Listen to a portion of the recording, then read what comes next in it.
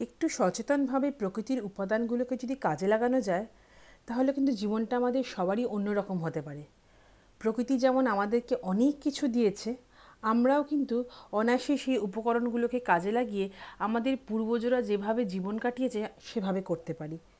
এটাতে যেমন সাশ্রয়ী হওয়া যায়, সেরকম প্রকৃতির জিনিসপত্রগুলোকে আমরা কাজে লাগাতে পারি নিত্যনৈমিত্তিক জীবনে।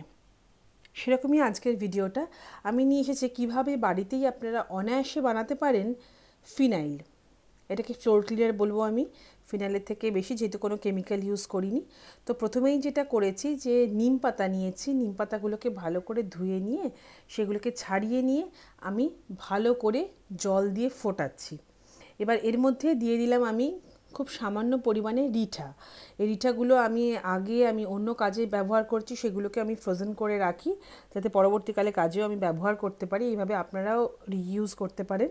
এবার সেই দুটো রিঠা এবার নিম পাতাগুলোকে আমি ভালো করে মিনিট 10 জন্য ফুটিয়ে নেব, যতক্ষণ না পুরো জিনিসটার রসটা বেরিয়ে আসে।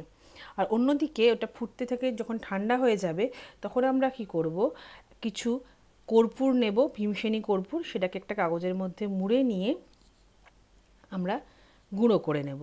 আপনারা হাতেও করতে পারেন গুঁড়ো, আমি এইভাবে গুঁড়ো করছি।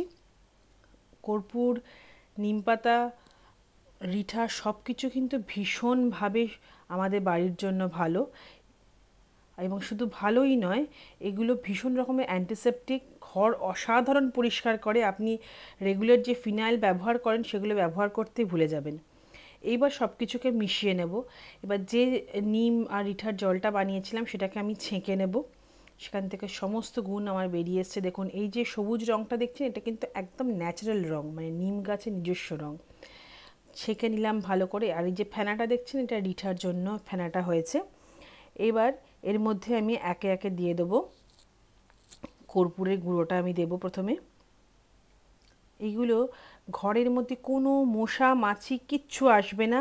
এমনকি পিঁপড়ে, যদি আপনার বাড়িতে পিঁপড়ের উপদ্রব থাকে, আমি আপনাকে গ্যারেন্টি দিয়ে বলতে পারি যে কোনো পিঁপড়ের উপদ্রব আর থাকবে না। কারণ আমার বাড়িতে ভীষণ পিঁপড়ের উপদ্রব আছে। আমি এইটাকে ব্যবহার করে করে পিঁপড়ের উপদ্রব একদম কমিয়ে ফেলেছি। এবার আমি দিয়ে দিলাম এই কর্পূর গুঁড়ো করা যে কর্পূরটা ছিল সেটা আমি দিয়ে দিলাম।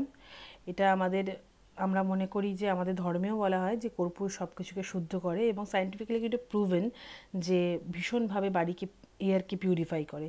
তো দিয়ে দিলাম কর্পূর গুঁড়ো। আর এর মধ্যে আমি দেব কিছু পরিমাণে নুন। নুন তো এক হচ্ছে যে আপনাদের পিঁপড়ে টিপড়ে এইসব থেকে রক্ষা করে, এবং আর একটা যেটা আমি মানি সেটা হচ্ছে অনেক নেগেটিভিটিকেও ক্যাচ করে এই নুন। সেই জন্য আমি এই ফিনাইলে নুন ব্যবহার করি।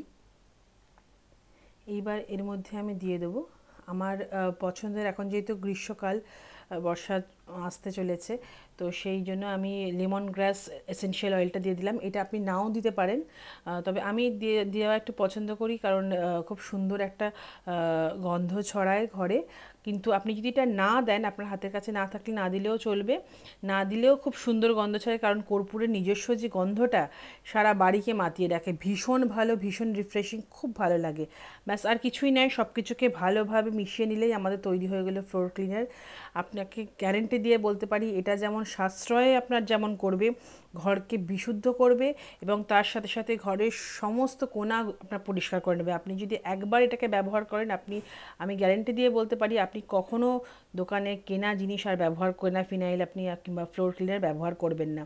যে কেমিক্যালগুলো থাকে সেগুলো, ফ্লোর ক্লিনারে যে কেমিক্যালগুলো থাকে সেগুলো কিন্তু আমাদের শরীরে আস্তে আস্তে যায়। আমরা যেগুলোকে ইনহেল করি যখন হাওয়াটাকে, তখন কিন্তু সেগুলো শরীরের মধ্যে আমাদের ক্রমশ যেতে থাকে। তো আমাদের যেভাবে যতটা পারা যায় সে যদি আমরা চেষ্টা করতে পারি যে প্রকৃতির জিনিসগুলোকে যদি আমরা ব্যবহার করতে পারি, এখান থেকে অনেক উপকার পাওয়া যায়। ঢেলে নিলাম একটা ফিনাইলেরই পুরনো আমার কাঁচের বোতলে, ব্যাস রেডি।